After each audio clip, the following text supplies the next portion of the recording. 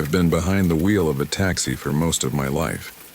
15 years, night after night, chasing fares through the neon veins of Manila. If the city never sleeps, then I am its insomniac shadow, drifting where others fear to go. You learn a lot about people when you drive them at night. Lovers sneaking home after secret meetings. Drunks slurring confessions they wouldn't dare whisper in daylight. Thieves counting stolen bills with trembling fingers. And sometimes the silent ones, the ones who sit in the back seat, staring out the window as though something outside is watching them back. But for all the faces I've seen, for all the strange encounters on darkened streets, there has always been one road I swore I'd never drive down. Balete Drive. Not because of traffic, not because of potholes or reckless tricycle drivers. No, Balete is cursed for something else. The White Lady. Every driver knows the legend. A pale woman dressed in white, with long black hair covering her face. She appears on Balete Drive, usually at night, usually when you're alone. Sometimes she waves for a ride. Sometimes she simply appears. One blink and she's sitting right behind you. Most people laugh it off, but ask any taxi driver in Quezon City, and you'll see the fear in their eyes. Some swear she nearly crashed their car. Others say she follows you home. And a few never came back from that road at all. I used to sit in the terminal at Cubao with other drivers, chain smoking and listening to their stories. One old man told me he saw her face in his mirror, a face so pale, so twisted with grief that he nearly drove into a tree. Another said she rode in his back seat all the way to a cemetery, then vanished before he could even ask for payment. I never doubted them, because I'd felt the weight of Balete Drive long before I ever set tire on it. A kind of pressure in the air, like the silence before a storm. And yet, fate doesn't care about promises. It was a Friday night, the kind where the city exhales in a haze of neon and exhaust fumes. I'd already been driving for 6 hours, pockets still light, when a man flagged me down near a bar in Cubao. He was dressed in a crumpled suit, the stink of whiskey clinging to him like sweat. Balete Drive, he slurred, sliding into the back seat. I froze. My hands tightened around the steering wheel. Of all the places, I thought about refusing. But his eyes, bloodshot, desperate, told me he wouldn't take no for an answer. And besides, money was money, so I drove. The deeper we went, the quieter the city became. Street vendors and jeepneys gave way to silence. Then the ballet trees appeared, towering ancient things, their roots crawling down walls like frozen snakes. Their branches stretched overhead, weaving together until the road became a tunnel of shadows. The air turned cold. Too cold for Manila. My breath fogged the windshield. I glanced in the rearview mirror. My passenger had slumped against the window, fast asleep. But for just a moment, just a fraction of a second, I saw another face beside him. A pale face, eyes dark as night, watching me. I blinked and it was gone. By the time I dropped the man off, my shirt was soaked with sweat. I swore right there, with the night pressing in around me, that I would never drive Balete again. But promises are fragile things, and sometimes the dead have their own ways of calling you back. The rain began the next night.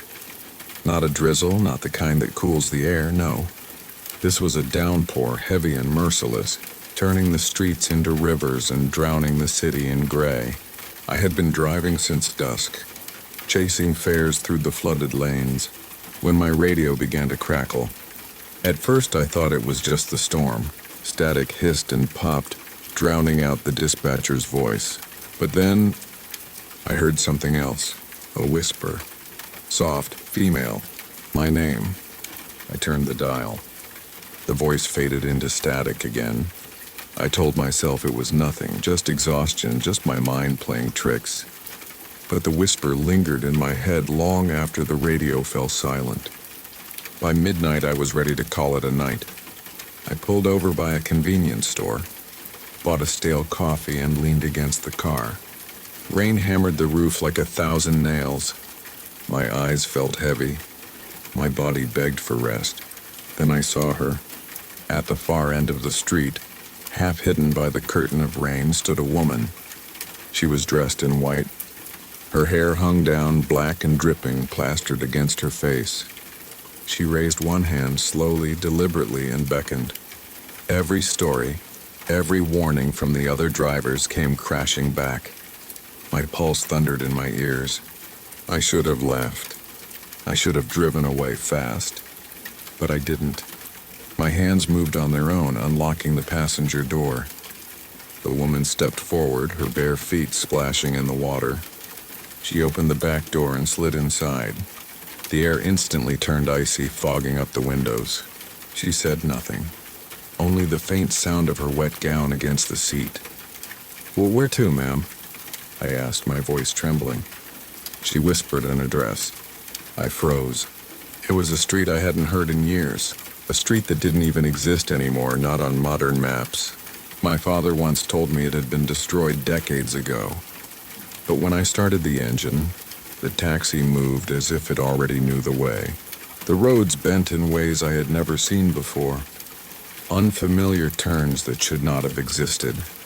And still my headlights carved a path forward, guided by something beyond me. The woman sat in silence, her head bowed. I dared to look into the mirror. Her face was pale, almost glowing in the dark. Her lips were bloodless, her eyes hollow. Are you all right, miss?" I asked. She lifted her gaze to meet mine, and for the briefest moment I saw not one face, but many.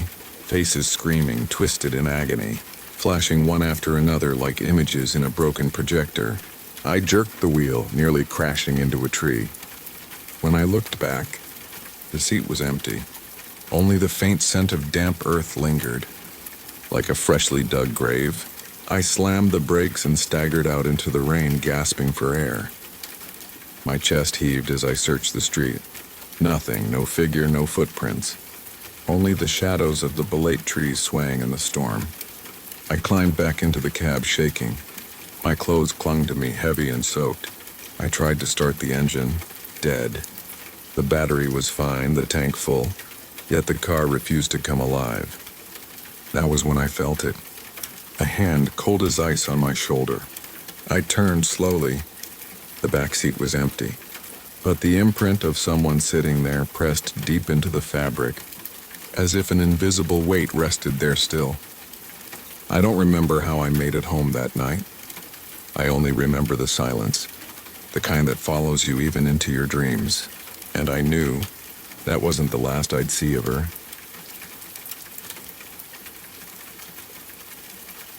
I was 15 the first time I heard about the Black Volga. Not from a book. Not from a ghost story. From my grandmother. She used to lean close whenever the sun dipped below the rooftops, as though the dark had ears. Her voice always dropped to a sharp whisper. Never walk alone after dark. And if you see a black car with curtains in the windows, don't look at it. Don't wave. Don't breathe too loudly. Just run. I thought it was nothing more than an old woman's tale. A trick to scare kids home before the streetlights came on. But in the summer of 1998, I found out just how wrong I was. It was a hot night in Warsaw. I'd stayed too long at a friend's place, playing video games and losing track of time. By the time I left, the streets were nearly empty. Apartment blocks loomed like skeletons against the dim sky, their broken windows staring down like hollow eyes. That's when I heard it. The sound of an engine, low, deep, too heavy for the tiny cars most people drove. It growled from somewhere behind me, steady and slow. I turned, and there it was. A glossy black Volga, its body polished like glass, crawling toward me as if it had all the time in the world. The headlights weren't normal. They glowed yellow, not like light, but like eyes, watching me. The car stopped right beside me. The window slid down, slowly. A pale hand rested on the wheel. Then I heard a voice, smooth, commanding, cold. "Get in!" My body locked. I couldn't move. Couldn't scream. Couldn't even breathe. The passenger door clicked open. Just a crack. just enough to show pure darkness inside. "Get in," the voice repeated, sharper this time. The silence around me was suffocating. No footsteps. No passing cars. It was like the entire world had vanished, leaving me alone with that thing. Finally, instinct took over. My legs snapped free and I ran. The engine roared behind me, tires screeching against the pavement. The Volga followed. Every corner I turned, it was there. Every street I cut into, it appeared ahead of me, sliding unnaturally fast for a car that old.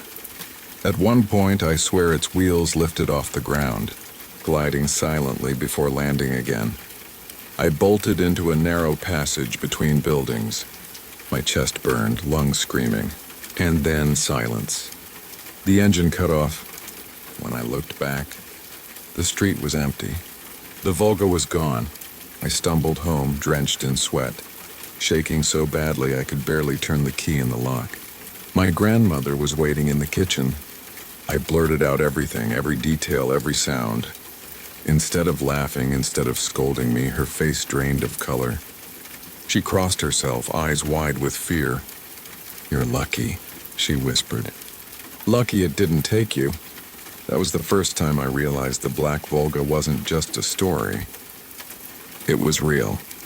The next morning, the neighborhood buzzed with news. A little boy had gone missing, 10 years old. The last person to see him was an old man who swore he'd watched the boy climb into a black car, a shiny Volga with tinted windows. The boy was never seen again. That night, I barely slept. My dreams were filled with the sound of that engine, low and hungry. But worse, I dreamed I was inside the Volga. Rows of children sat silently beside me, pale faces turned toward the window, eyes blank, hands pressed against the glass. When I woke, my heart thundered like a drum. Outside my window, on the empty street below, I swear I saw headlights. I didn't tell anyone about the dream. How could I? Who would believe me if I said I'd seen pale, empty-eyed children staring from the windows of a car that shouldn't even exist? But the dreams didn't stop. Every night I woke with the sound of that engine growling in my ears. Every morning I felt more exhausted, as though something had been draining me while I slept. And then came the sightings. At first I thought it was paranoia. A shape parked at the edge of the street, too far to be clear. A glint of chrome reflected in a shop window. Always when I was alone. Always when no one else seemed to notice. But soon it grew bolder. One afternoon as I left school, I saw it waiting across the road. A black Volga, curtains drawn tight over the windows. I blinked and it was gone. That night walking home, I heard the engine again. That same low, heavy growl. I spun around. Nothing. But the sound followed me all the way to my front door. The neighborhood grew uneasy. More children vanished. No one saw them go, just rumors of a black car, always a black car, always silent. I asked questions, hungry for answers. Old men in the block muttered about the 1970s, when people whispered that the Black Volga belonged to the secret police. Others said it wasn't men inside, but demons. Some even claimed it was death itself, driving through the streets, choosing who to take. One neighbor spat when I asked him. "Don't speak of it," he hissed. "The more you speak, the closer it comes." And yet, no matter how tightly people kept their mouths shut, I could feel it circling me, like it was waiting. I tried to run. One evening, I packed a small bag and boarded a bus out of the city. I thought distance would save me. That was my mistake. Hours later, the bus drove through dark countryside roads. Everyone was asleep except me. And then suddenly the bus slowed. I looked out the window. There it was, the Black Volga blocking the road.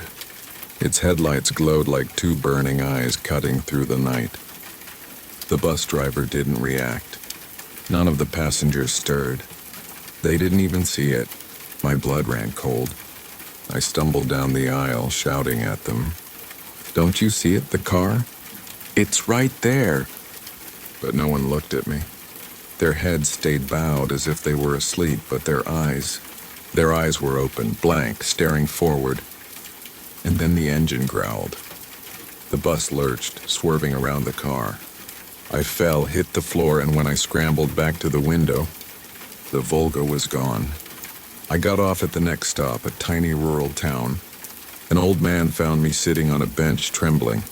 He had burns across his arms and scars etched deep into his face. When I told him what I'd seen, his eyes went hollow. I knew it would come back, he whispered. He told me his story, how as a boy in the 1970s, he had been taken by the Black Volga. He didn't remember the drive, only waking up in darkness, surrounded by voices. Some human, some not. He said time broke inside that car. Days felt like years, years like moments. He escaped, though he never said how. His body bore the marks, his mind broken by whatever he saw. "The Volga doesn't take you to a place," he rasped. "It takes you to a time. It feeds." The next morning, the old man was gone. No one in town had ever heard of him. Back in Warsaw, things grew worse. I began losing time. I'd blink and suddenly be blocks away from where I'd been. Tire marks appeared outside my home, always fresh, always leading to nowhere. Sometimes when I passed windows, I saw my own reflection, but not me. No, I saw myself sitting in the back seat of a car, staring out with hollow eyes. The dreams returned, clearer each time. More children pressed against the glass, their mouths moving but no sound coming out. Their hands left smears on the inside of the window. And behind them, a pale driver, faceless, watching me. That's the end of today's story. Now I want to hear from you. Drop your country in the comments, and I'll make a horror story about it next. Don't forget to hit that like button, subscribe, and turn on the bell so you don't miss the next one.